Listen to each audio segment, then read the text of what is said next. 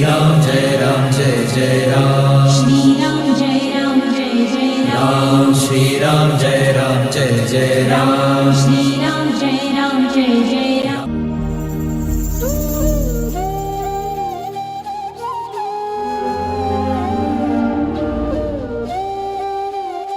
श्रोतेहो, सद्गुरू श्री गोंदवलेकर महाराज यांच्या पुण्यतिथी महोत्सवानिमित्त त्यांच्या जीवनचरित्रावर आधारित विशेष कार्यक्रम ऐकूयात, चरित्रबोध.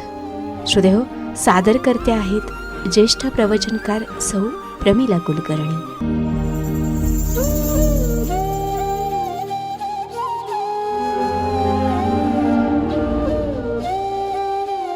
जयाचा जनी जन्मनामार्थ झाला, जयाने सदा वासनामात केला.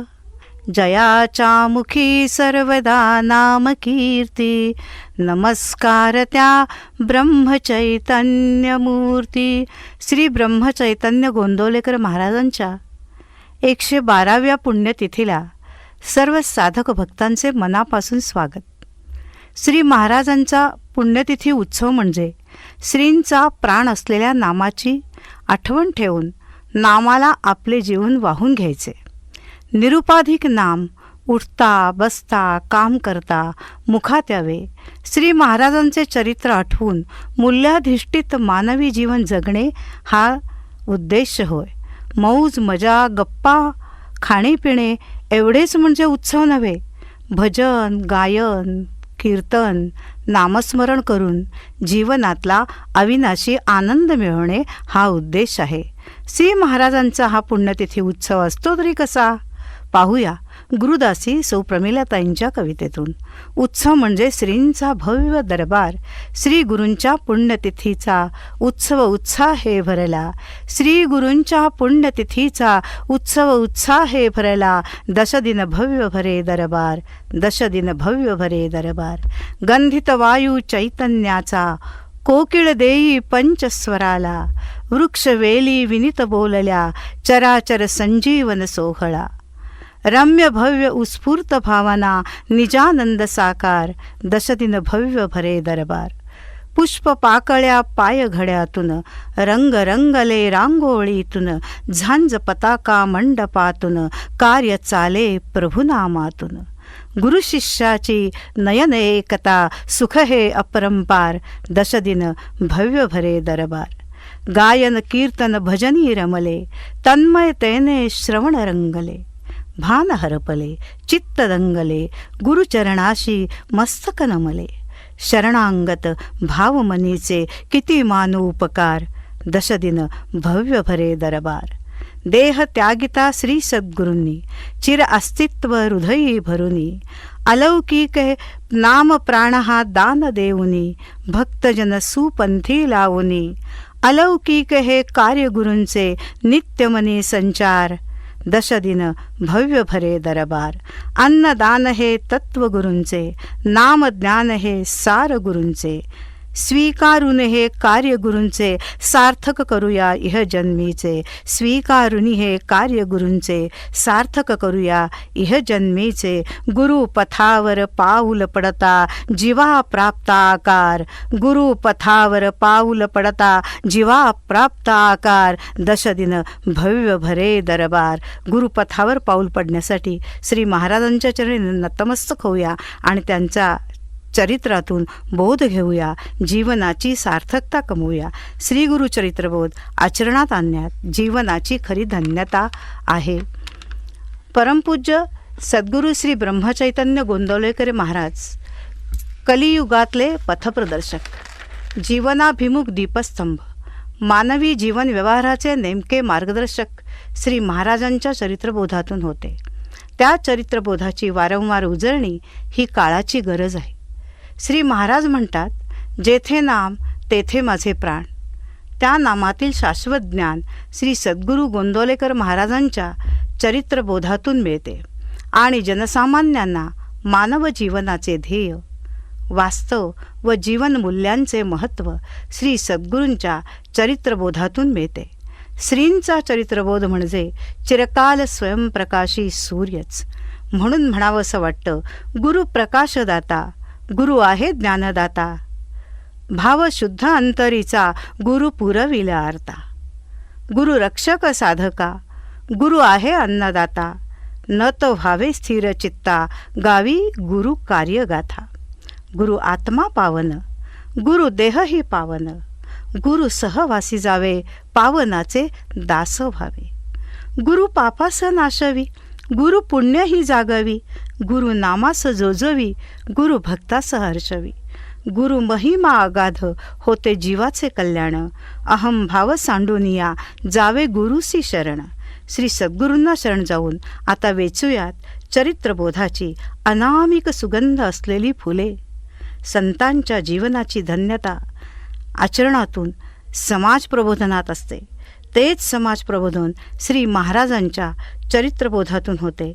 ते प्रबोधन, तो चरित्रबोध ही कसा हळुवार मार्दवतेने, माधुर्यातल्या तळमळीने, अपार सहनशीलतेने, संयम मर्यादासह मातृत्वाच्या वात्सल्याने केला आहे. बुडत आहे जन न देखवे डोळा, ही माऊलीची कळकळ आहे, त्याग आहे, समर्पण आहे. चरित्रबोधात रामाची उत्कट प्रीती आहे. चिरकाल नात्यांचे बंध आहेत. शाश्वताची ओढ आहे. उघड्या डोळ्यांचे विवेकाचे जीवन आहे. भ्रमनिरास आहे. श्रींचा चरित्रबोध म्हणजे मानवी जीवन पथावरच्या अक्षय सुगंध देणाऱ्या पायघड्या आहेत. श्री सद्गुरूंच्या चरित्रबोधातून सनातन हिंदू धर्माची ज्योत तेवती ठेवून सर्वत्र जागरण सुरू आहे. धन्य जगी या गुरुवर्य हे मारुती अवतार. मारुतीचे अवतार असलेले सद्गुरू श्री ब्रह्मचैतन्य महाराज पूर्णतः राममय आहेत. त्यामुळेच माऊलीच्या चरित्राचा पहिला बोध तो मला पाहतो आहे. म्हणून दास्यभक्ती आणि सख्यभक्तीचा संगम असले माऊलीचे सर्व जीवन प्रवास श्रीरामाला आवडेल असाच आहे. माझ्या रामाला हे आवडेल का? तो मला पाहतो आहे. त्या रामाचे नाम उच्चारताच रामाचा त्याग, रामाचा संयम, रामाची मर्यादा, रामाची सहनशीलता, नात्यांचे बंध, एकवचनी एक वाणी राम, आज्ञा पालन करणारा श्रीराम अनेक सद्गुण नामाच्या ज्ञानातून विवेकवाणीत उतरले आणि श्री माऊलीचा नाम हाच प्राण झाला.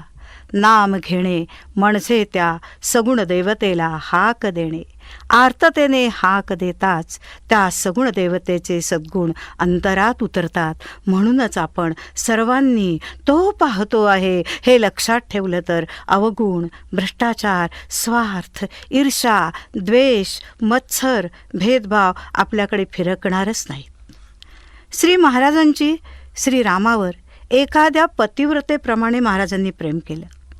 म्हणूनच श्रीरामांच्या डोळ्यात श्री माऊलीसाठी दोनदा अश्रू आले. मूर्तीतून अश्रू, केवढं हे अद्वैत! खरी पतिव्रताबाई पतीच्या सेवेकरताच मी आहे. पतीसारखं दुसरं दैवतच नाही. म्हणून पतिव्रताबाई जशी राहील तसं उपासकांनी भगवंताकरताच मी आहे ही जाणीव ठेवून वागणं जरूर आहे खरं. पतिव्रताबाई जशी नवऱ्यासाठी जगते, आई मुलासाठी जगते, तसं उपासकांनी भगवंतासाठी जगलं पाहिजे अशी श्री महाराजांची इच्छा आहे. ती उपासना खरी उपासना होते. त्यासाठी निराळं काही करावं लागत नाही.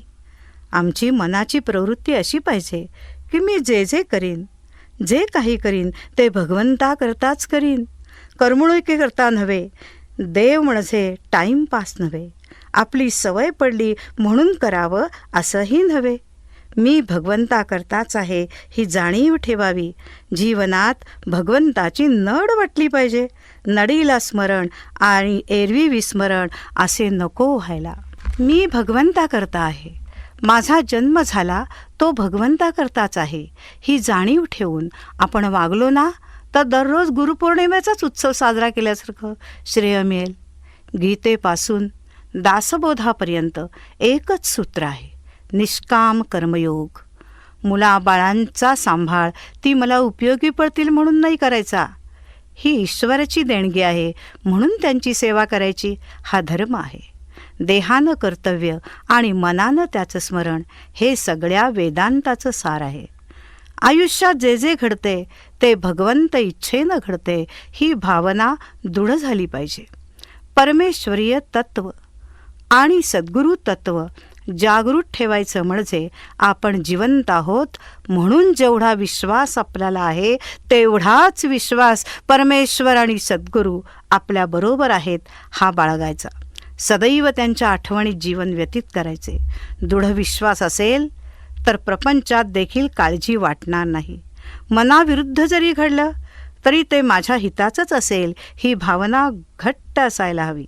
माझं कल्याण कशात आहे हे माझ्यापेक्षा माझ्या सद्गुरूंना, माझ्या रामाला कळतं. हा भाव मनात निर्माण झाला की सुखदुःखाची बाधाच होत नाही.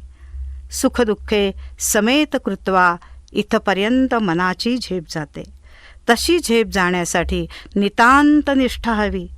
ही निष्ठा इतकी अढळ पाहिजे की माझ्यातला मी संपून फक्त तू शिल्लक राहिला पाहिजे. आजपर्यंत संसारातल्या अशाश्वत बाह्य गोष्टी देऊन त्यानं मायेचं लोणी दिलं आपल्याला. ते मायेचं माखन, ते मायेचं लोणी आता नको आहे. आता माखन चोरच मला हवा आहे. भक्तीतला हा उत्कट भाव महत्त्वाचा आहे. गोंदवल्यात एकदा एक दाम्पत्य गुरुवारी बाजारच्या दिवशी आलं होतं. बाजार हाट सगळं संपवून जायचं तर रात्र झाली होती. त्यांच्या गावाला जाताना वाटेत जंगल होतं. दोघं आपापसात बोलत होते, आत्ता नको जायला, रात्र झाली आहे, इथंच राहूयात, सकाळी उठून जाऊयात, रात्री जंगलातून जाणं धोक्याचं आहे. हे त्या दाम्पत्याचं बोलणं एका चोरानं ऐकलं बरं का. आणि तो त्या दाम्पत्याला म्हणाला, मला पण तिकडंच जायचं आहे, आपण मिळून सोबतीनं जाऊया. त्यावर तो म्हणाला आणखीन पुढे की तुम्ही काळजी करू नका, मी तुमच्या गावी तुम्हाला सोडून पुढे जाईन. पण त्या दोघांना काही केला ते पटेना. तेव्हा तो माणूस, तो चोर म्हणाला, मी रामाची शपथ घेऊन सांगतो की मी तुम्हाला सुखरूप पोहोचवीन. रामाची शपथ घेतल्यावर मात्र उभयता तयार झाली. जंगलाच्या वाटेवर आल्यावर त्या चोराने बाईच्या पतीला झाडाला बांधले आणि तिच्या अंगावरचे सगळे दागिने काढून घेतले.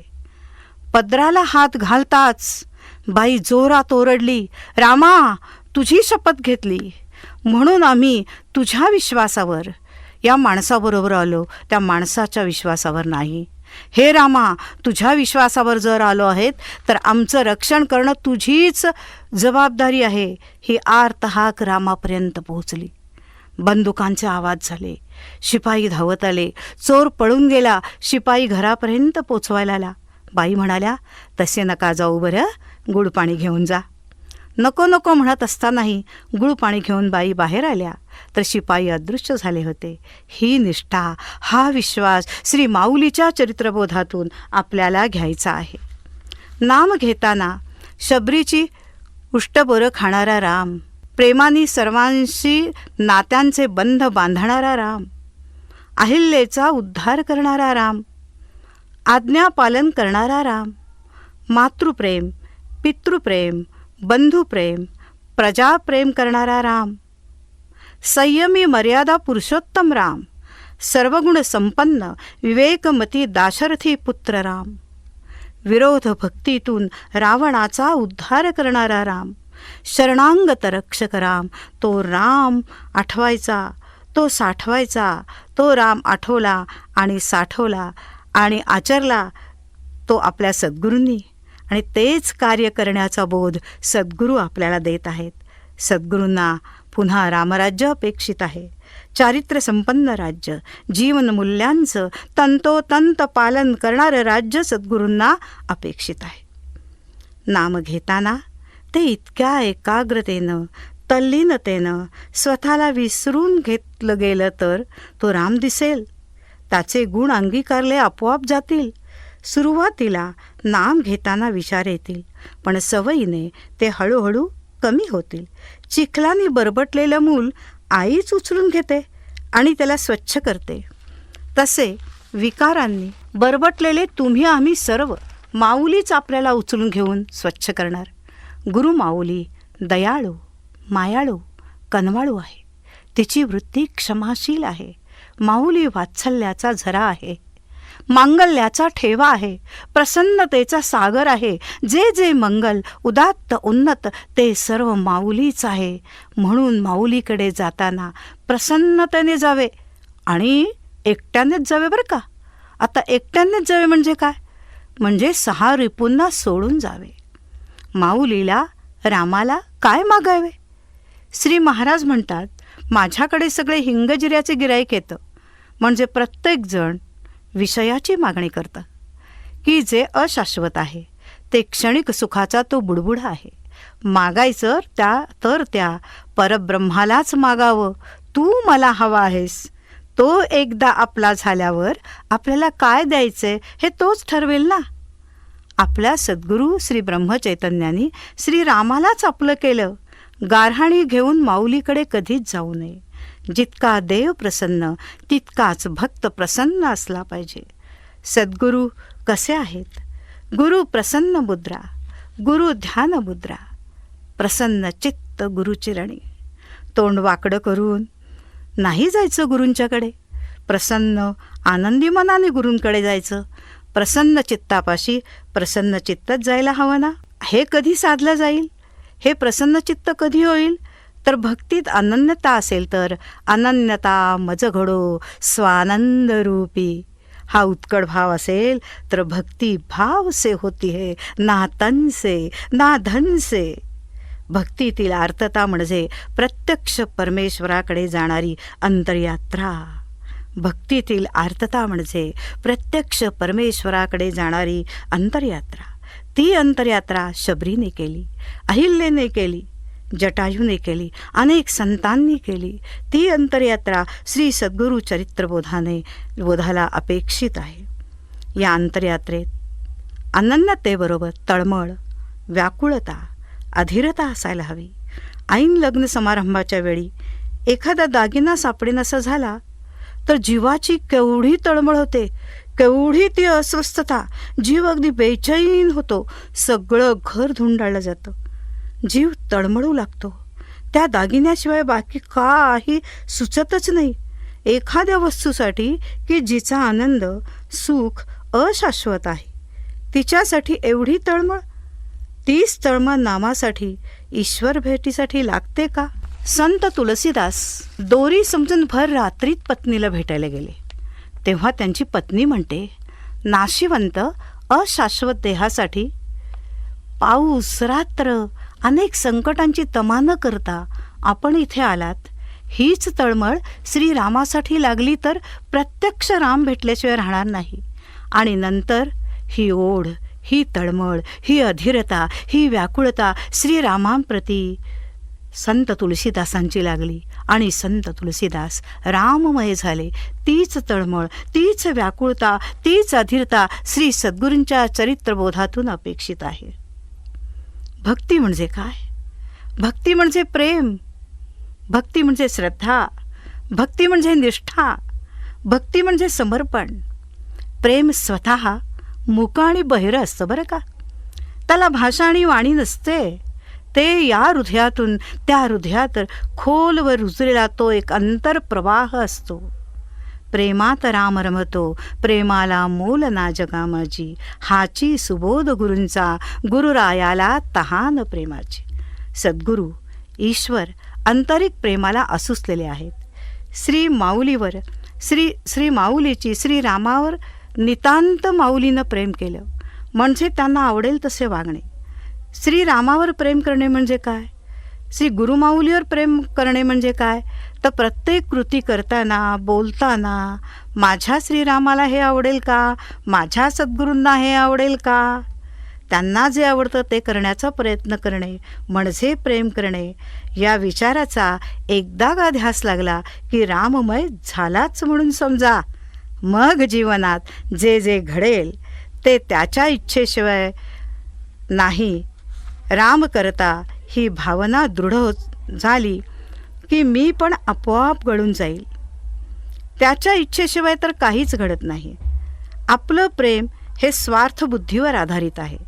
जेव्हा शुद्ध प्रेमभाव उत्पन्न होईल तेव्हाच श्रीराम तुमच्याकडे बघून प्रेमाने हसेल आणि तेव्हाच राम करता ही भावना चित्तात ठसेल. राम करता ही भावना दृढ झाली की मी पण आपोआप गळून जाईल. माझे मी पण गळून जावे, माझे मी पण गळून जावे, असे आपण प्रार्थना करून रामापुढे नतमस्तक होऊ. आपल्या हातात काही नाही. झाडाचं पान देखील त्याच्या इच्छेशिवाय हलत नाही. आपल्या सहवासात येणाऱ्या व्यक्ती, घटना या रामाच्या स्वाधीन आहेत. प्रयत्न स्वाधीन आहेत, यश दैवाधीन आहे. मला मिळालेलं वैभव हे रामाच्या इच्छेनंच आहे. मला मिळालेलं दुःखही रामाच्या इच्छेनंच. ही वृत्ती निर्माण होण्यासाठी नामात रमायला हवं.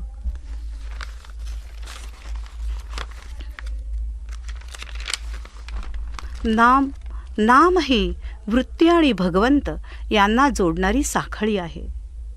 आपले यश हे भगवंताच्या कृपेचे फळ आहे. एक मोठे तुरुंगाधिकारी होते. आपल्या कर्तव्याची मोठी बढाई ते लोकांसमोर मारीत. श्री महाराजांना एकदा ते भेटले. आपला व्यवसाय कसा काय चाललाय असं महाराजांनी विचारता त्यांनी आपल्या अधिकाराचे मोठेपण व आपले कर्तृत्व सांगितले. श्री महाराज त्यांना म्हणाले, तुमचे तुरुंगामध्ये बरेच कैदी असतात नाही का?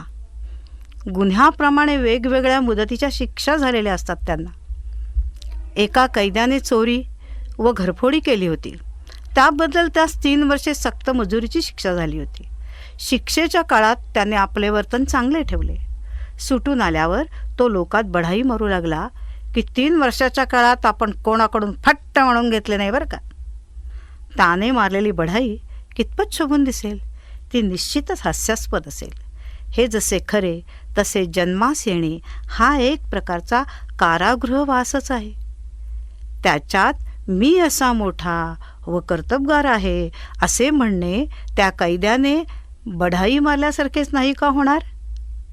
आलेले सर्व वैभव रामाच्या कृपेने आले आहे अशी जाणीव ठेवून रामाचे उतराई होण्यातच मनुष्य देहाचा पुरुषार्थ आहे. राम करता या भावनेला घट्ट धरावे. अभिमान रहित शरणांगती हाच श्री सद्गुरूंच्या चरित्राचा बोध आहे. यासाठी नामात रंगून जायला हवं. नामात रंगणे म्हणजे काय? तर म्हणजे देहबुद्धीचा विसर पडणे ही गुरु इच्छा आहे. मानू कसे आभार देवा, मानू कसे आभार, तुझ्या कृपेने सत्संगानी जीवन हो साकार. देवा मानू कसे आभार, सुख दुःखांचे चक्र जीवनी कुणान चुकले या नरदेही. परंतु वेळो वेळी देवा संग तुझा आधार. देवा मानू कसे आभार, चंचल मन हे मजावरेना, अस्थिर वृत्ती भय हे टळेना. दूर राहुनी बंध तुझे रे, देती म्हणा आगार. देवा मानू कसे आभार, संघर्षाविण जीवन नाही. युद्धामध्ये उभा तूचही, कर्मलेश तूच करविसी. मुक्त नवा संचार. देवा मानू कसे आभार, यशोदीप हे जागो जागी. सत्व प्रकाशे तेज झळकती. माझे काही नाही देवा, थोर तुझे उपकार. देवा मानू कसे आभार, तुझ्या कृपेने सत्संगानी जीवन हो साकार. देवा मानू कसे आभार. ही कृतज्ञता, ही शरणांगती सद्गुरूंच्या पुढे असायला हवी. श्री महाराज सांगतात, प्रपंचात आपल्या भूमिकेचे कर्तव्य चोखपणे बजावायला हवे. कर्तव्यात भगवंताचं स्मरण हेच भगवंताची ओळख होण्यासारखं आहे. समर्थसुद्धा असं म्हणतात, जर आपण रामनाम घेतलं तर सहज स्वभावे भगवंताची प्राप्ती होईल. निस्वार्थी निरपेक्ष कर्तव्य हे श्रीरामांपर्यंत नेऊन पोहोचवतं. अशा कर्तव्यात देवाचं स्मरण हेच सगळ्या साधनांचा मुकुटमणी आहे. देवाचं स्मरण हेच सगळ्या साधनांचा मुकुटमणी आहे. हे जर कराल तर भगवंताची कृपा झाल्याशिवाय राहणार नाही. कर्तव्यात कर्मण्येवाधिकार रस्ते हे गीतेचे सूत्र श्री महाराज सांगतात. कर्म करून मोकळे व्हा, कर्तव्य करून मोकळे व्हा, फळाची अपेक्षा करू नका. स्वभाव म्हणून केलेले कर्तव्य भगवंताला प्रिय आहे. फुलाचा स्वभाव सुगंध देणे किती सहज स्वाभाविक, तसे कर्तव्य सहज स्वाभाविक व्हायला हवं. मग श्रीरामाचे प्रिय भक्त व्हायला वेळ लागणार नाही. हा श्री महाराजांचा सहज स्वाभाविक कर्तव्य हा चरित्रबोध आहे. श्री महाराजांचा चरित्रबोध बिंबवतो की दुसऱ्यासाठी जगणं ह्याचंच नाव परमार्थ. मी दुसऱ्याकरता आहे असं म्हणणं हा परमार्थ. हा दुसरा माझ्याकरता आहे याचं नाव प्रपंच. मी दुसऱ्याकरता आहे असं म्हणणं परमार्थ आणि दुसरा माझ्याकरता आहे याचं नाव प्रपंच. स्वामी विवेकानंद म्हणतात, जो दुसऱ्यासाठी जगला तो खरा जगला. दुसऱ्यासाठी जगून असं कार्य करून मरा की जेव्हा तुम्ही जन्मलात तेव्हा तुम्ही रडत होतात आणि सारं जग हसत होतं. जीवनात असं कार्य करा की जेव्हा तुम्ही मराल तेव्हा तुमच्या चेहऱ्यावर हास्य असेल आणि सारं जग रडत असेल. श्री महाराजांनी चरित्रबोधातून हेच सांगितलं आहे. त्यासाठी मी कोण, माझा जन्म कशासाठी असे प्रश्न पडायला हवेत आणि सद्गुरूंच्या पथावर जीवन व्यतीत व्हायला हवे. मरावे परी कीर्तिरूपी उरावे हा सद्गुरू चरित्राचा बोध आहे. मला त्याचं व्हायचं आहे. मी पूजा का करतोय? मला काहीतरी पाहिजे त्यानं द्यावं म्हणून? असं नको वाटायला पाहिजे. पूजेत हाव असेल तर तो पूजा करायला योग्यच नाही. तो माझा, मी त्याचा या भावनेने पूजा. स्वतःपेक्षाही जास्त काळजीपूर्वक त्या सगुणाची पूजा झाली पाहिजे.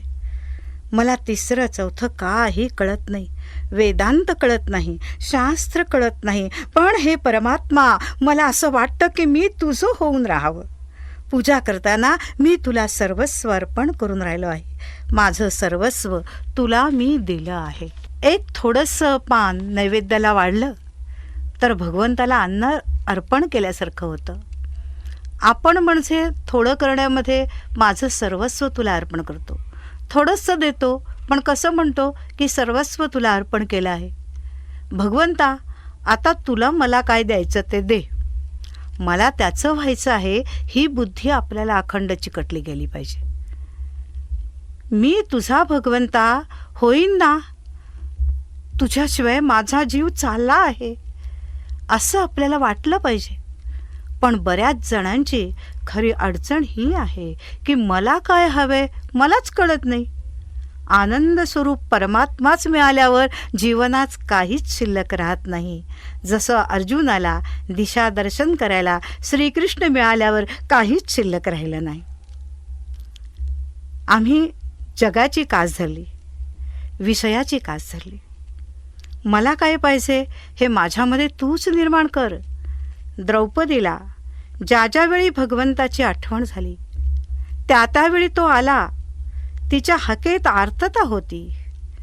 ज्या वेळेला त्याची आठवण होते तेव्हा तो दत्त म्हणून उभाच असतो. हे परमात्मा, जे तुला माझ्यात हवंय आणि जे माझ्यात नाही ते तूच निर्माण कर.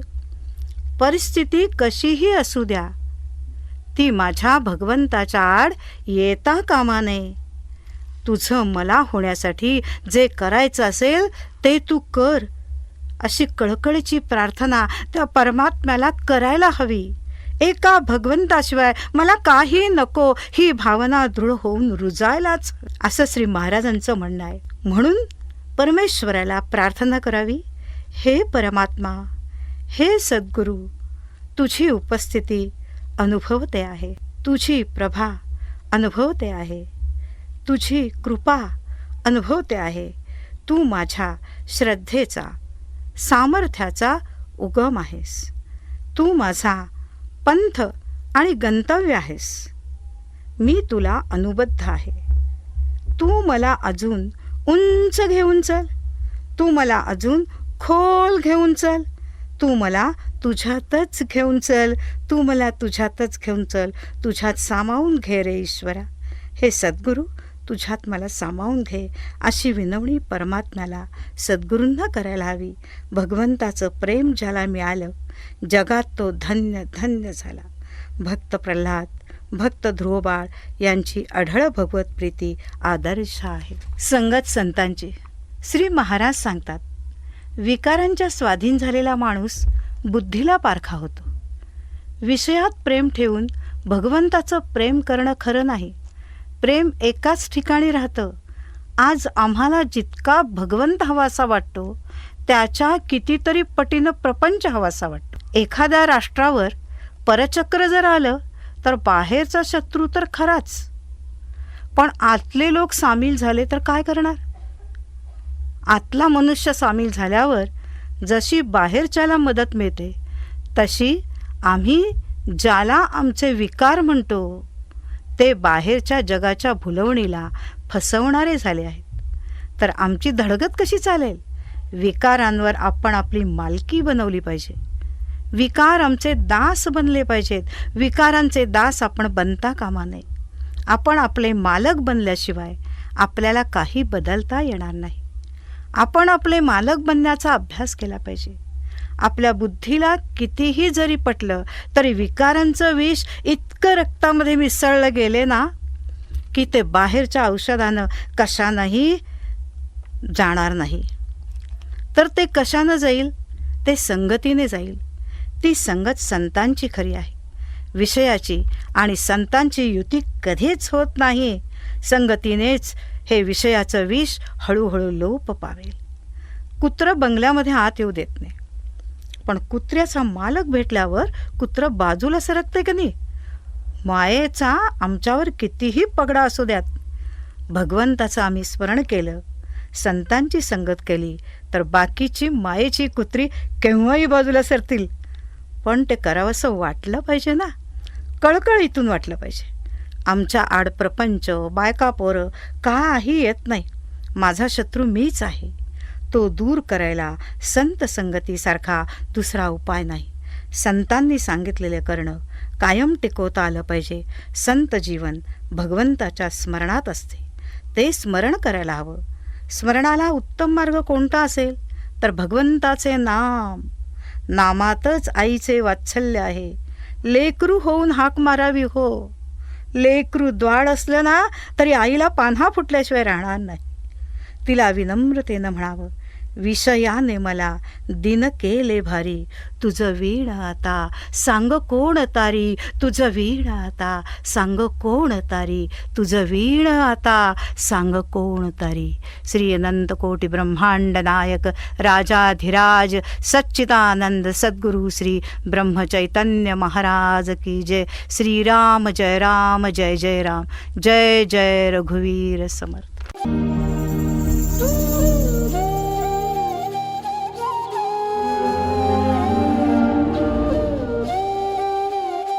श्रोतेहो, आत्ताच आपण आनंद घेतलात चरित्रबोध या कार्यक्रमाचा. तर ऐकत रहा हिंदवी रेडिओ 89.6 मैत्र जीवांचे.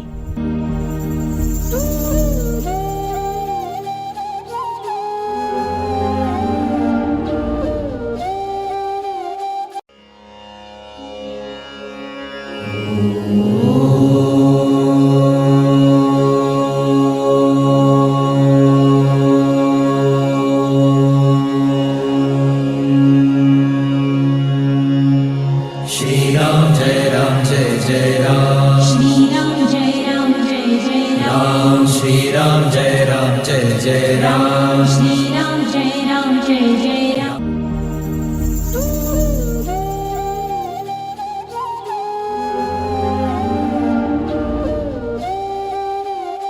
श्रोते हो, सद्गुरू श्री गोंदवलेकर महाराज यांच्या पुण्यतिथी महोत्सवानिमित्त त्यांच्या जीवनचरित्रावर आधारित विशेष कार्यक्रम ऐकूयात, चरित्रबोध. श्रोते हो, सादरकर्ते आहेत ज्येष्ठ प्रवचनकार सौ प्रमिला कुलकर्णी.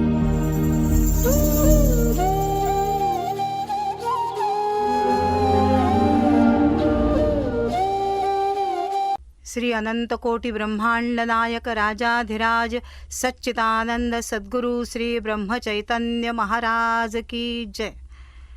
श्री सद्गुरु चरित्रबोध भाग दुसरा. यामध्ये सर्व साधकांचं सुरुवातीला स्वागत.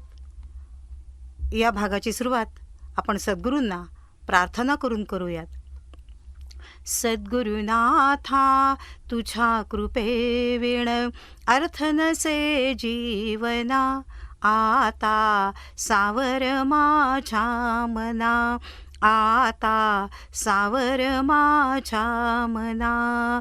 तूच दयाळू तूच कृपाळू, माय माऊली तू कनवाळू.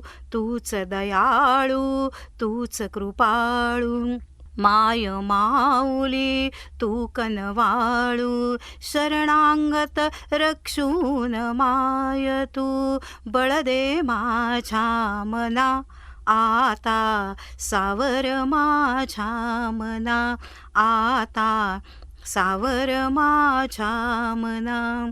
आत्मदीप तव नित्य तेवते, प्रभेत साऱ्या निजानंद ते. आत्मदीप तव नित्य तेवते, प्रभेत साऱ्या निजानंद ते. मजला सामा उन तू घे रे, मजला सामा उन तू घे रे. सुखव माझी मना, आता सावर माझ्या मना, आता सावर माझ्या मना. अशी प्रार्थना चरित्रबोध ऐकण्यापूर्वी केली, कारण आपल्याला सावरणारे आपले सद्गुरूच आहेत. म्हणूनच सद्गुरूंना साथ घालूया, कारण त्यांच्याच कृपेने मुखात नाम येणार आहे. तर आता सद्गुरूंना वंदन करूया. ज्यांच्या कृपेने मुखी नाम येते, शब्दे जयांच्या समाधान टिकते. त्या ब्रह्मचैतन्य दयानिधी ते, साष्टांग मी वंदिते एकाग्र चित्ते.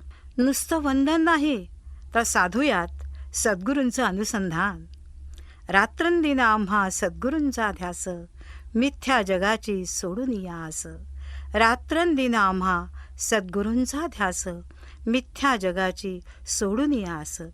तर अनुसंधान म्हणजे काय? मनुष्याचं अनुसंधान दोन तऱ्हेनं राहतं. एक, ज्या गोष्टीचं अत्यंत प्रेम आहे त्यानुसार आपोआप टिकतं. ते इतकं टिकतं की ते अनुसंधान मला आहे हे जाणीवच स्वतःला राहत नाही. अनुसंधान ठेवतो म्हणताना ते त्याच्याहून वेगळं नसतंच मुळी. आणि जे प्रेमाचं अनुसंधान आहे ते एकजीवच होतं, अद्वैत त्यामध्ये साधलं जातं. जीव शिव एकरूप होतात. आपण कितीही गडबडीत असो, काही वाटेल ते असो, वाटेत जात असताना आपल्या नावाने कुणी हाक मारली तर आपण मागे वळून पाहतो. ते आपलं अनुसंधान आहे. कारण ज्या देहावर आपलं इतकं प्रेम आहे तो आणि मी वेगळा नाहीच, इतकं त्याचं प्रेम आहे. अनुसंधानाचा शेवट प्रेमामध्ये निर्माण होतो. अनुसंधान ते आहे, त्याला कसं ठेवावं हे सांगावंच लागत नाही. देहाचा विसर पडावा म्हणून सांगावं लागतं. देहाचा विसर पडावा म्हणून सांगावं लागतं. एक, प्रेम वाढवणं हे जरुरीचं आहे. प्रेम वाढलं की अनुसंधान टिकेल. भगवंताचं प्रेम करण्याकरता सुद्धा अभ्यास करणं खरं जरूर आहे. भगवंताच्या अनुसंधानासाठी अनुकूलता आमच्यात आली पाहिजे. भगवंताकडे लक्ष ठेवून काम करणं हा प्रपंच आहे. एक बाई नुकतीच बाळंतीण होऊन घरी आली होती. आपलं कामधाम करत होती. सासरी गेल्यानंतर आपलं मूल पाण्यात निजवलं आणि ती मागच्या परसामध्ये भांडी घासत होती. ते मूल थोडे कुठे रडलं. पुष्कळ माणसं तिथं होती. कोणाला ऐकू नाही आलं. ती पोरगी मात्र धावत पाण्यापाशी आली. तिला विचारलं, पळत आलीस? तर मूल उठलेलं दिसतंय म्हणून आले. तिचं काम करताना तिचे कान पाळण्याकडे असतात, तसं आपण प्रपंच करताना लक्ष भगवंताकडे असलं पाहिजे. याचंच नाव अनुसंधान. याच्याहून दुसरं अनुसंधान कोणतं होणार? अनुसंधान माझा प्राण आहे असं वाटलं पाहिजे. अनुसंधान टिकवायचं असेल तर भगवंताच्या स्मरणातच प्रत्येक कर्म केलं पाहिजे. अनुसंधानात राहून परमेश्वराला शरण गेल्यावर सगळ्या दोषांसकट परमेश्वर सद्गुरू आपल्याला स्वीकारतील. श्री महाराज म्हणतात, जो नाम घेईल तो मला देवासारखा आहे. जे कर्म कराल ते भगवंताची सेवा म्हणूनच घडेल. एकाग्रता ही अनुसंधानाची शेवटची पायरी आहे. अनुसंधान हा देह स्वभावच व्हावा. एकदा एका प्राध्यापकाचे अनुसंधानावर प्रवचन झाले. नंतर श्री महाराजांनी एका प्रौढ बाईंना विचारले, अनुसंधान म्हणजे काय? त्यावर त्या बाई म्हणाल्या, विषय जरा अवघडच होता, समजलाच नाही, पण सोप्या भाषेत आम्हाला समजेल असं आपण सांगाल का? सांगावं महाराज. श्री महाराज म्हणाले, स्त्रियांना अनुसंधान म्हणजे काय हे लक्षात ठेवणं अगदी सुलभ आहे, अगदी सोपं आहे. कुलीन स्त्रीचे सदा पदराकडे लक्ष असते. कितीही घाई असली, कितीही मोठी कामे असली, कितीही मुले अंगावर खेळत असली तरी बाईचे पदराकडे कधी दुर्लक्ष होत नाही. पदराकडे लक्ष देणे तिचा एक देहस्वभावच होऊन बसतो. स्त्रीची ही जी अवस्था आहे ती साधकाची नामाबद्दल होणे, यालाच भगवंत अनुसंधान म्हणतात. अनुसंधान हा देह स्वभाव झाला पाहिजे आणि तो व्हायला हवा. नीतीचे आचरण आणि शुद्ध अंतःकरण हे प्राणाबरोबर सांभाळा. साधकाने नीतीचा पाया मजबूत राखावा. श्री महाराजांचे एक शिष्य सब रजिस्ट्रार होते. एकदा ते श्री महाराजांच्या दर्शनाला आले. इतर सर्व चौकशी केल्यावर श्री महाराज म्हणाले की कचेरीमध्ये दोन्ही हातांनी काम करू नये. कचेरीमध्ये डाव्या हाताने आपण जे काम करतो ते राम दरबारी अजिबात मंजूर नाही, तरी ते कटाक्षाने टाळावे. सब रजिस्ट्रार उजव्या हाताने दस्तावेज रजिस्ट्रार करतात व डाव्या हाताने त्याबद्दल पैसे घेतात. हे सर्व श्री महाराज जाणतात. श्री महाराजांची धोक्याची सूचना न ऐकल्याने काही वर्षांनी सरकारने त्या गृहस्थाला नोकरीवरून कमी केले. श्री महाराजांच्या मते नीतिमंत श्रीमंती असावी. पापाचा पैसा घरी नसलाच पाहिजे. घरात येणारा पैसा तृप्त असावा, भ्रष्टाचाराचा नसावा, तपश्चर्येचा असावा, ज्वलंत झरा असावा, स्वकमाईचा असावा. एक गृहस्थ मुंबईला नोकरी करत होते. त्यांनी ठरवलं की गावी जाऊन शेतीवाडी करावी. मुंबईत उत्तम बियाणं त्यांनी खरेदी केलं. बाकीच्यांपेक्षा आपण कदाचित जास्तच पीक काढू शकू या समजुतीनं ते गावी आले. पण त्यांना तिथं शेतीची माहिती नव्हती. बियाणं पेरण्यापूर्वी जमिनीची मशागत करावी लागते हे त्यांना माहीत नव्हते. बियाणं चांगलं असलं, पाऊस पडला की पीक उत्तम येईल हे त्यांना वाटलं. शहरातलं शहाणपण इतकंच असतं बरं का. शेतात गेल्यावर त्यानं बी पेरून टाकलं. बी पेरलं, पाऊस आला. पाहावं तर जे धान्य होतं ते सर्व वाहून गेलं. सगळं बी त्यातलं वाहून गेलं. पीक काहीच नाही आलं. त्याला असं वाटलं, हे असं कसं झालं बुवा? अशी माझी खात्री होती की ह्या सगळ्यांपेक्षा माझंच पीक जास्त येईल. पण मशागत न केल्यामुळं बी जे मातीत मुरायला पाहिजे ते मुरलं गेलं नाही, वरच्या पाण्याने वाहून मात्र गेलं. तशी आमची अवस्था पुष्कळशी होते बरं का. आपल्याला पीक जरी यायचं असेल तर भगवंताची प्राप्ती व्हावी असं वाटत असेल, त्याची कृपा व्हावी हे आपलं पीक खरं. त्या पिकाला जमीन जर कोणती असेल तर आपल्या शुद्ध अंतःकरणाची. शुद्ध अंतःकरण ही त्याची जमीन आहे खरी. ती जर आपण स्वच्छ आणि चांगली नाही केली तर काही उपयोग नाही. भगवंताचं स्मरण ह्यासारखं उत्तम बी कोणतंच नाही. त्यासाठी खत पाणी जर असेल तर सदाचरण आणि नीतिधर्माचा आचरण हे खत पाणी आहे. पण जमीन जर बरोबर नाही केली, त्यात गठळे चुनखडी टाकली नाही तर काय उपयोग? जमिनीमध्ये पुष्कळदा गवत असतं, ते नांगरताना काढून टाकतात. ही हिरवळ जर काढली नाही तर पीक कधीच चांगले यायचे नाही. आमच्या अंतःकरणामध्ये एक अशी न कळणारी वस्तू आहे. एखादा दगड बिगड असेल तर काढून टाकता येईल, पण माझ्यामध्ये असणारी हिरवळ मला दिसण्यासारखीच नाही. अशी न दिसणारी पण आपल्या भगवंत नामाच्या पिकाच्या अडथळा आणणारी, उन्नतीतील अडथळा आणणारी असं जर काय असेल तर तो आपला अभिमान. खरं अभिमान मनुष्याला दिसत नाही, पण अभिमानाशिवाय मनुष्य नाही. अभिमान खणून काढल्याशिवाय, अंतःकरणाला अभिमान नाहीसा केल्याशिवाय भगवंताच्या प्रेमाचं पीक येणार नाही. अंतःकरण शुद्ध करणं गरजेचं आहे. त्यासाठी भगवंताच्या पाया पडावं.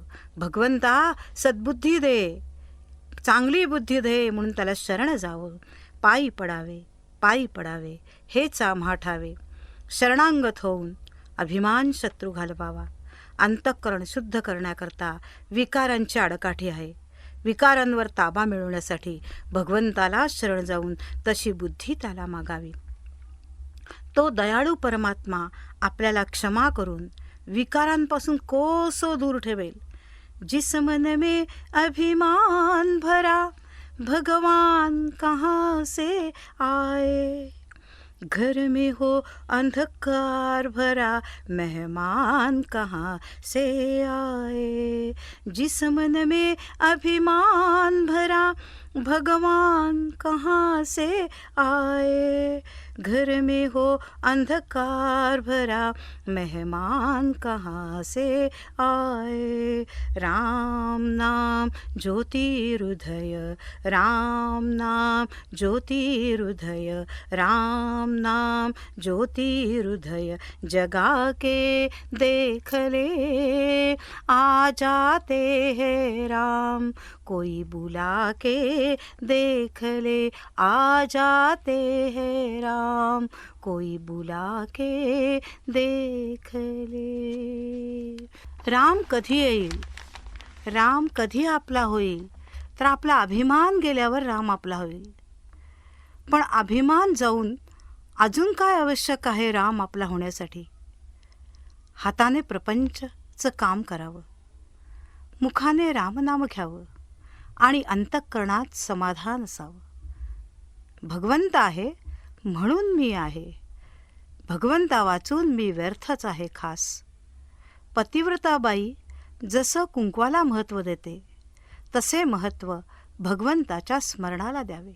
भगवंताचे स्मरण म्हणजे नाम.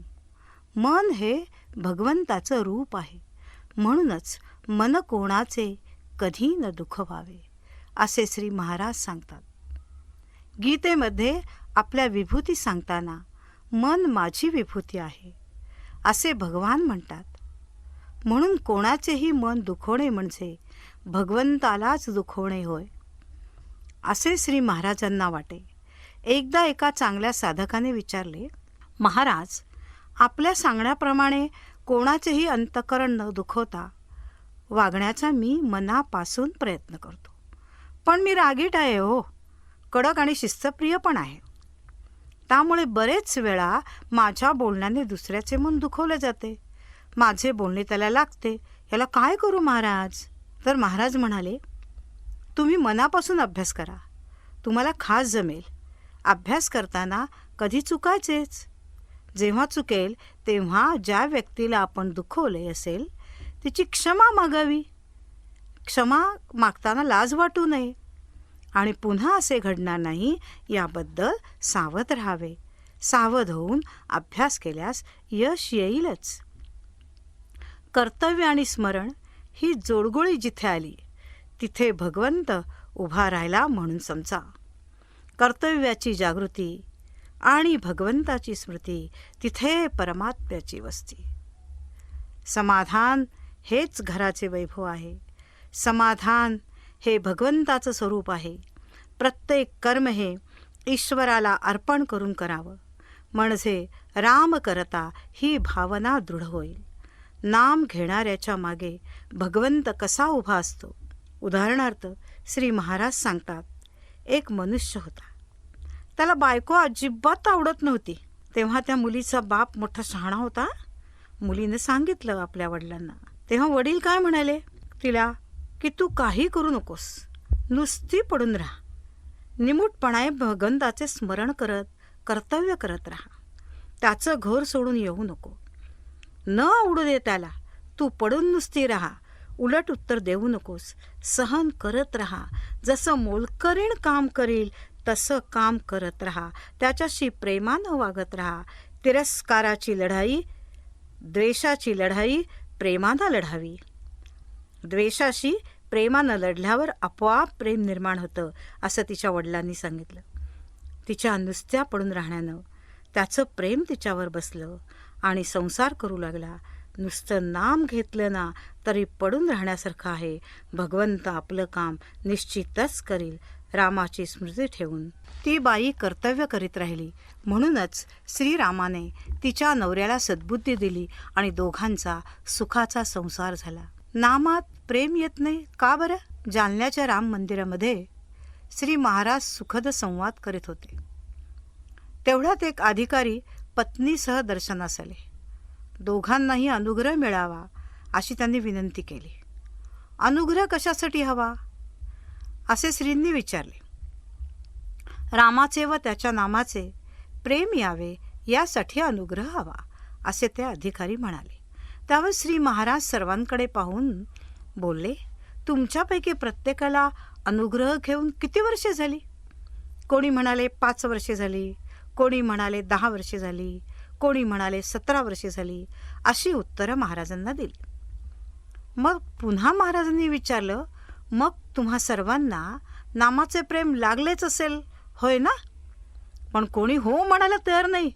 तेव्हा श्री महाराज बोलले, आपण रोज गुरुची पूजा करतो, पोथी वाचतो, पुष्कळ नामस्मरण करतो, तरी अजून नामाचे प्रेम का येत नाही? नाम हे जीवनातील सर्वस्व आहे असे आपल्याला वाटत नाही.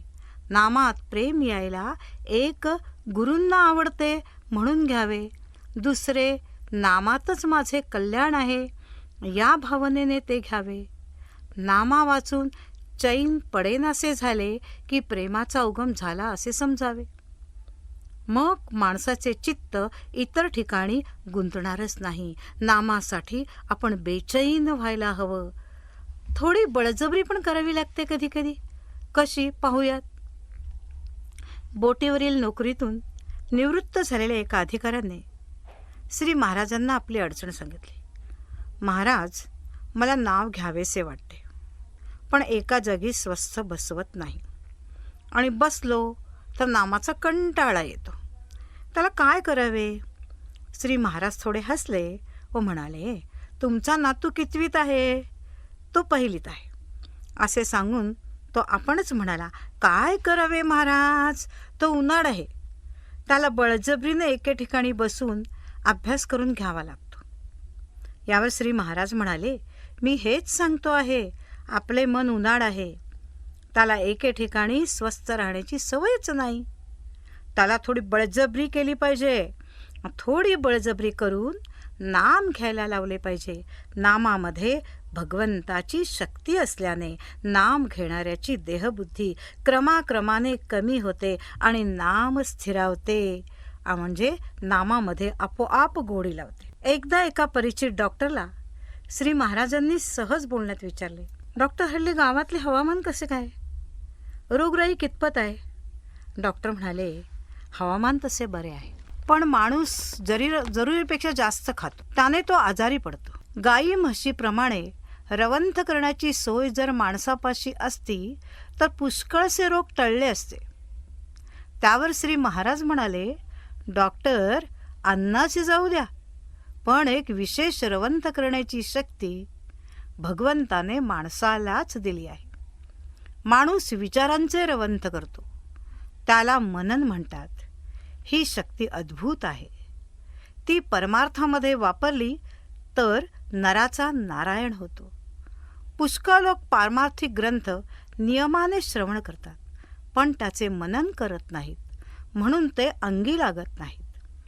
उगीच अभिमान मात्र वाढतो. मी एवढे ग्रंथ वाचले, मी तेवढे ग्रंथ वाचले, एवढे ऐकलं, तेवढं ऐकलं, तरी भगवंताची भेट होत नाही का? तर मनन नाही.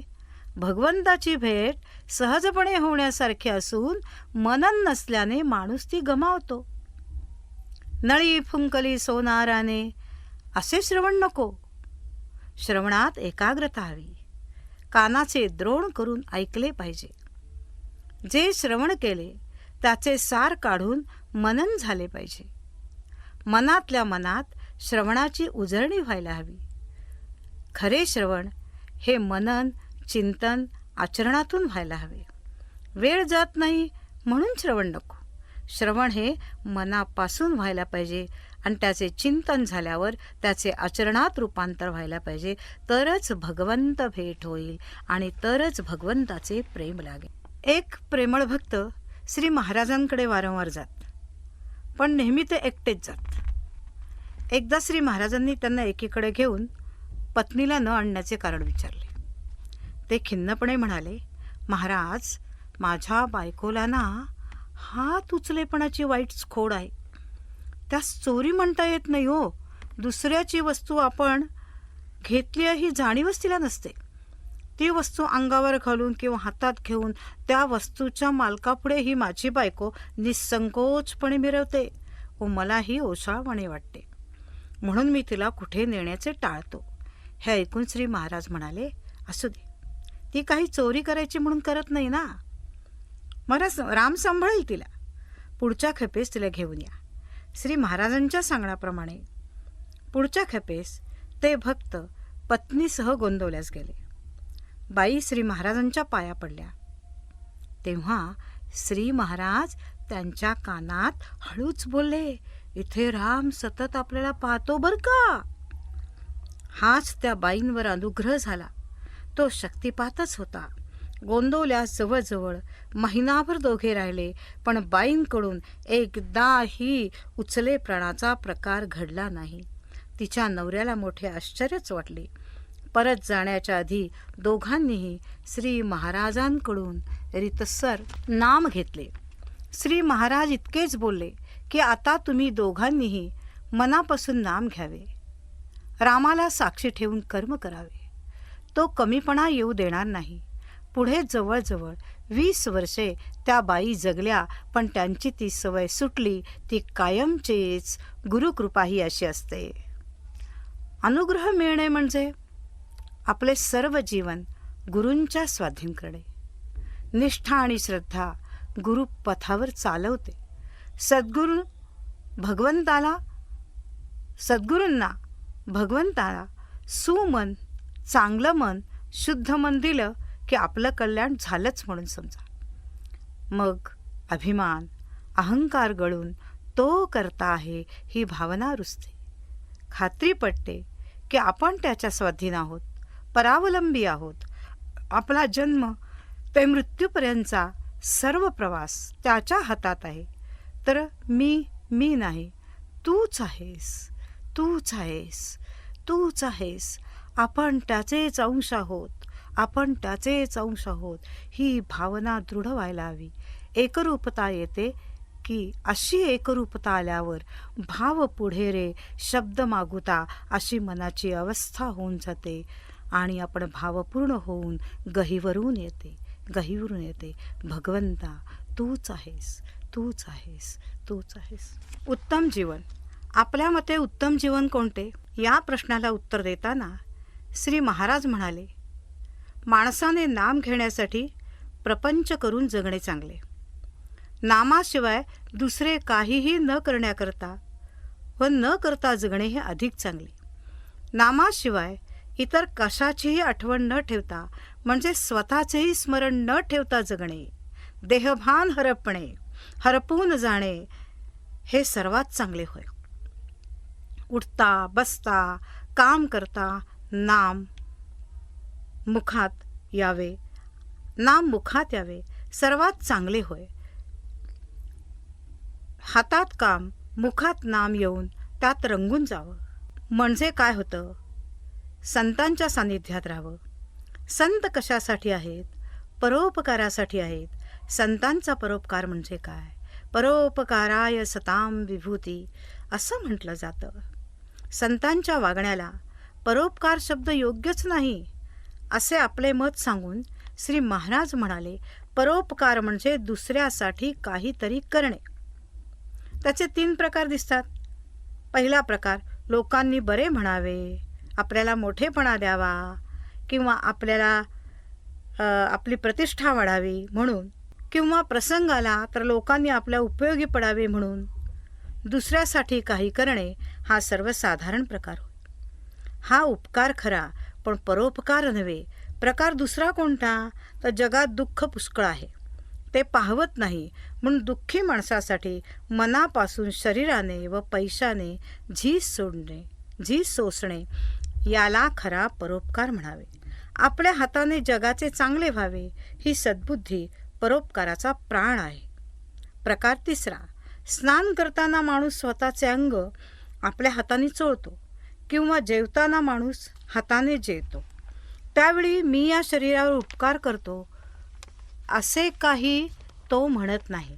हाताला वाटत नाही की मी या शरीरावर उपकार करतो.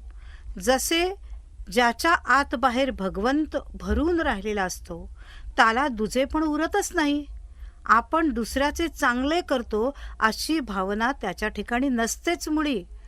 हे माझं कर्तव्य आहे, हा माझा स्वभाव आहे असे असून संत रात्रंदिवस जगाचे कल्याण करण्यात गुंतलेले असतात. जगाचे कल्याण हा संतांचा स्वभाव असतो. वात्सल्यातील कळवळा त्यांच्यात असतो. निस्वार्थी निरपेक्ष समाजप्रेमाने संतांचे हृदय ओतप्रोत भरलेले असते. मुखात नाम आणि हातात काम संतांच्या असते. श्री महाराज म्हणत, भगवंताला ओढणारी साखळी म्हणजे नाम. राम ही व्यक्ती नाही, तत्व आहे. ते तत्व श्री महाराजांनी स्वीकारले, अंगीकारले आणि आचरणात आणले. रामतत्व श्री महाराजांच्या रोम रोमात मुरले. श्री महाराजांच्या कोणत्याही अवयाकडे कान नेला तर 13 अक्षरी मंत्र श्रीराम जय जय राम ऐकू येईल. श्री महाराजांनी राम या शब्दाचा अर्थ सांगितला. अकारण आनंद, उत्कटतेनं नाम घेणं म्हणजे आनंद. अकारण आनंद आणि विनाकारण प्रेम म्हणजे नाम म्हणजे प्रसन्नता असं श्री महाराज म्हणतात. बेंबीच्या देठापासून एकदाच नाम आलं तरी महाराज म्हणतात श्रीराम धावत येईल. इतक्या उत्कटतेत ताकद आहे, ती उत्कटतेची ताकद आहे. म्हणून महाराज बेंबीच्या देठापासून रामाला हाक मारायला सांगतात. भगवंताच्या स्मरणात सत्कर्म. श्री महाराज सांगतात, जसं भगवंताच्या गळामध्ये हार घालताना आपण सुवासिक फुलांचा हार घालू, त्यामध्ये सुवासिक म्हणजे दिसण्यास चांगली असतील अशी फुलं घालू, त्यामध्ये पानही घालत जाऊ. पानं, फुलं, बिलं सगळी घालू, पण त्या दोरीतून ती जर गेली तर भगवंताच्या गळ्यात पडतील ना. चांगलं सुवासिक फूलसुद्धा त्या दोरीतून जर गेलं नाही तर भगवंताच्या गळ्यात नाही पडायचं. तेव्हा सत्कर्मसुद्धा भगवंताच्या स्मरणात जर केलं नाही तर भगवंतापर्यंत ते पोचणार कसं? पोचणार नाही. म्हणून प्रपंचातली कोणतीही कर्तव्य आपल्याला असू द्यात, ती कर्तव्य भगवंताच्या स्मरणात जर केली तर भगवंताकडे पोहोचल्याशिवाय राहत नाही. मला मिळालेलं वैभव, माझं यश हे सगळं भगवंताचं आहे असं मानून आपण राहिलो तर भगवंत आपल्याजवळ आल्याशिवाय राहणार नाही. त्या फुलासारखं होईल. कर्तव्यात भगवंताची स्मृती राखावी हा खरा उपाय दिसतो. प्रपंचाचं काम ठेवा, नाम ठेवा आणि हृदयात भगवंताचं प्रेम राखा. नामासारखं उपाधिरहित कोणतंही साधन नाही. माझ्या प्रत्येक कृतीला परमात्मा साक्षी आहे ही जाणीव ठेवून ज्या परिस्थितीत भगवंतांनी ठेवलं आहे त्यात समाधान मानू, अनुसंधान टिकू, नीतिधर्माचं आचरण बाळगू आणि परमात्मा आपलासा करून घेऊ. यात कठीण असे काही नाही. कठीण का आहे? आम्हाला ज्या सवयी लागल्यात त्या सवयी मोडणं कठीण आहे. निश्चयाने त्या सवयी मोडण्यास सद्गुरू कृपा निश्चित सहाय्य करेल, यात शंका नाही. सेवा याचा अर्थ काय? श्री महाराजांनी सांगितलेला सेवा याचा अर्थ त्यांना आवडतं ते करणं होय. माझ्या रामाला जे आवडतं तेच मी करणार. माझ्या सद्गुरूंना जे आवडतं तेच मी करणार आणि त्यांच्याच वाटेवरून जाणार, म्हणजे सेवा. सेवा ही अशी सेवा प्रेमातून येते. मनुष्याला प्रेमाशिवाय गत्यंतर नाही. प्रेम ही वस्तू अशी आहे की सगळं जग जिंकता येईल. या ईश्वर प्रेमासाठी संत तुकारामांनी आपला प्रपंच उद्ध्वस्त केला. समर्थांनी लंगोटी घातली. ज्ञानेश्वर महाराजांनी किती हाल अपेष्टा सोसल्या. एका प्रेमानं परमात्मा जिंकलाय पहा. ते प्रेम निस्वार्थी पाहिजे. भगवंताचं प्रेम नाही तर बाकी सर्व व्यर्थ आहे. निष्प्रेम चिरंजीव ते जगी दगडालाही मिळते. धिकतया क्षण एक पुरे मरणात, क्षण एक पुरे प्रेमाचा, वर्षाव पडो मरणांचा मग पुढे. असं प्रेम, निस्वार्थी प्रेम, निरपेक्ष प्रेम, निस्पृह प्रेम परमेश्वराला अपेक्षित आहे. प्रेम कशाबद्दल लागेल? ज्या गोष्टीशी माझं अगदी नडले त्याचं प्रेम निर्माण होतं. भगवंताची नड समर्थांना लागली. आपले पण प्रेम निर्माण करतं. आपले पण निस्वार्थीपणाशिवाय होणार नाही. नामाचा सहवास लागला की भगवंताचा सहवास घडतो आणि परमात्म्याप्रती प्रेम निर्माण होतं. आपल्यावर 24 तास पहारा कुणाचा असेल तर तो रामाचा पहार आहे. आपण काय करतोय हे परमेश्वर पाहतो आहे. ही भावना निर्माण झाली की मग भगवंताप्रती प्रेम निर्माण होतं. एकदा काय झालं, एक गृहस्थ होते. ते दररोज मानसपूजा करायचे. मानसपूजा करताना एक दिवस मानसपूजेला बसले. पहाटे 5-5:30 वाजले होते. आपल्या गुरूंची मानसपूजा करत होते. मानसपूजेत देवाला आंघोळ घातली, त्याला नैवेद्य दाखवत होते. इतक्यात काय झालं, त्यांचे गुरु एका गाडीने त्याच गावी आले आणि आपल्या शिष्याच्या दारावर थाप मारली. हा बसलेला पाहिला, केव्हा तरी उठेल. त्यांनी हाक मारली, खूप वेळा हाक मारली. बाहेर अगदी कडक थंडी पडली होती. थंडीनं गुरु कुडकुडत होते. त्यांनी उठून पाहिलं तरी उठेना. जागं केलं तरी उठत का नाही हा. त्याची मानसपूजा संपली. मग गुरुनी विचारलं, अरे तू जागा होतास तर उठला का नाहीस? तो म्हणाला, नैवेद्य दाखवत होतो मी. श्री महाराज म्हणाले, कमाल आहे कमाल या माणसाची. गुरूंना थंडीत कुडकुडत ठेवून हा मानसपूजा करतोय. गुरूंना जे हवे ते घेणं, ते देणं ही खरी सेवा होय. हाच चरित्रबोध. सेवा ही महत्त्वाची आहे. श्री महाराजांनी सांगितलेली गोष्ट अजून एक आहे. कोल्हापूरच्या जवळ एक मांडलिक म्हणून संस्थानिक होता. त्याला बिडी आणि तंबाखू ओढायचा अतिशय नाद असे. त्याचं पोट एकाएकी दुखायला लागलं. कोल्हापूर, मुंबई, पुणे सगळे डॉक्टर झाले, पण प्रत्येक डॉक्टरनी सांगितलं की बिडी तंबाखू सोडली तर औषध देऊ, नाही तर औषध अजिबात मिळायचं नाही. आमच्याकडचे डॉक्टर नुकतेच अमेरिकेतून आले होते, महाराजांकडचे. संस्थानिकाने त्यांचं नाव ऐकलं आणि त्यांना बोलवून घेतलं.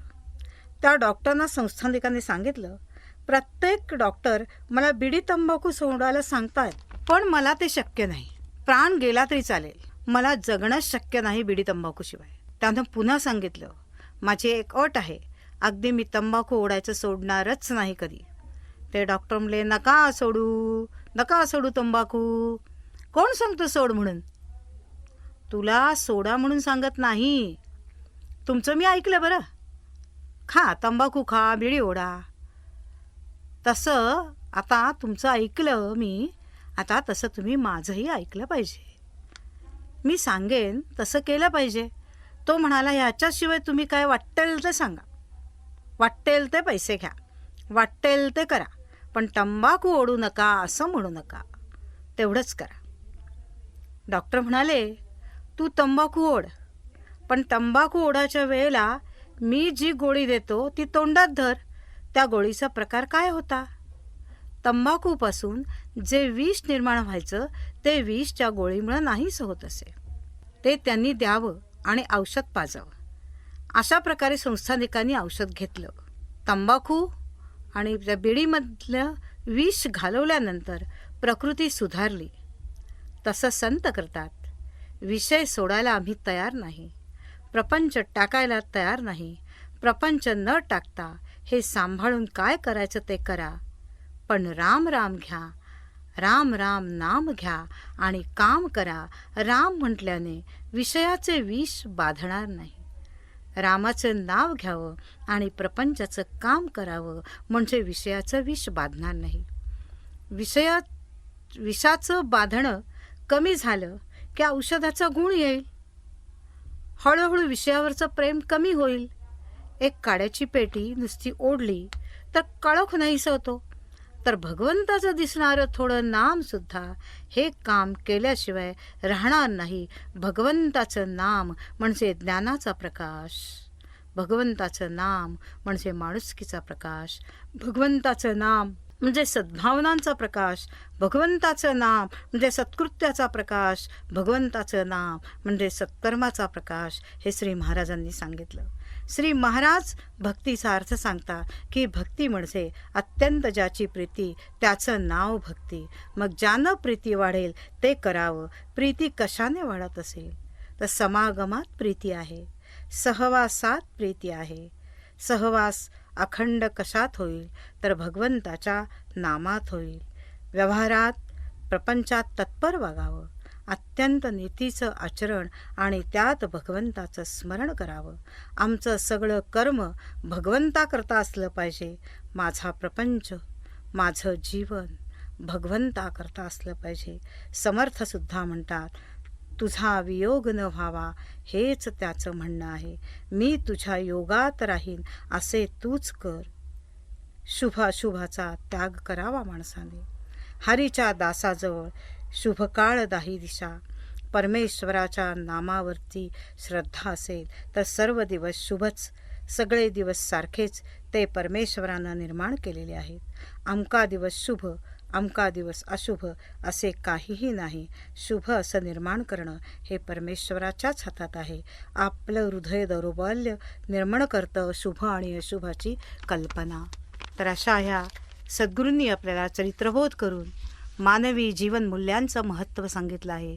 जीवनाभिमुख असलेलं श्री सद्गुरूंचं चरित्र आपण समजून घेऊया, त्याचं आकलन करून घेऊया आणि आचरण करूया. जय जय रघुवीर समर्थ श्री अनंत कोटी ब्रह्मांड नायक राजाधिराज सच्चिदानंद सद्गुरू श्री ब्रह्मचैतन्य महाराज की जय.